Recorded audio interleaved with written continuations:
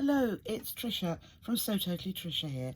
Today I'm going to show you how to make quick and easy bunting with very little seams to actually stitch. So first of all, we take our square of fabric, doesn't matter what size, but this happens to be a 7-inch square. Press it nicely so it's totally flat. Take your fabric and place right sides together, aligning the very point, and iron from that point up to the center and out carefully along that folded bias edge so that your raw edges align perfectly. Then take the fabric to the sewing machine. We're going to stitch either this long straight side or this one. It doesn't matter which. So with a fairly short stitch, so I like to have around 2, so that I get a really good finish. Then starting from the corner with the raw edge and stitching to the fold with a 1/4 inch seam allowance, so either using your patchwork foot or moving your needle to give you that 1/4 inch, and stitch down that long straight edge. I don't even trim off that corner because we like it to be or I don't reverse stitch, but I am going to trim at this corner.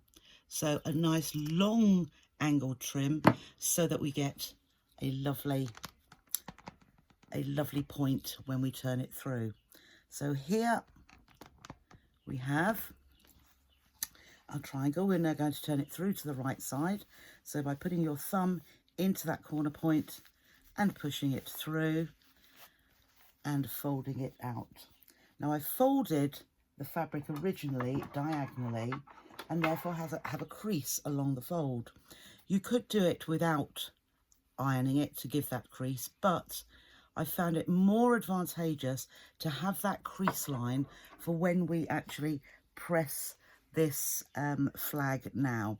So where my seam comes, I'm going to line that up with my crease that I pressed in originally. And then I'm just going to push the iron straight down that seam line and then out to those folded angled edges. As simple as that. Then with this excess piece here, we're going to open up our little pocket, tuck that in, flatten it down, and then we can get to those very corner points here, push that in and flatten, and the fold has gone into the pocket and our raw edge is totally aligned with the top of the bunting. So there is your bunting piece, and what we're going to now is insert that into a strip of fabric.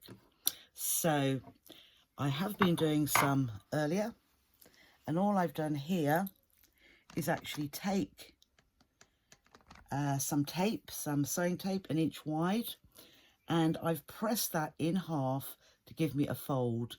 And all I'm going to do is insert the tip of my bunting flag, so here, into that fold. Now you can either measure or you can just guesstimate.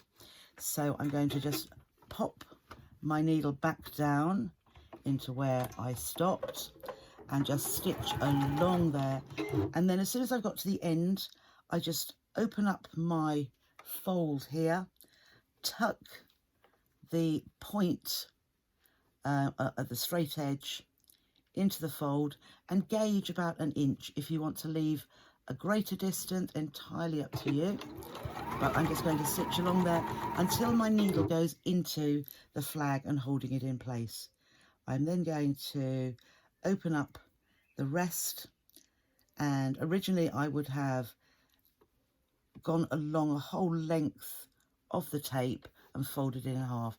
Just push that so that it's roughly the same distance from the top of the tape to the flag, and you know then that the reverse side of your bunting is actually stitched as well.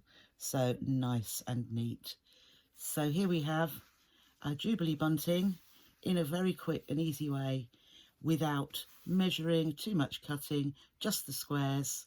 Enjoy your Jubilee celebrations, and I will see you soon with some more videos with quick makes from So Totally Trisha. Bye for now.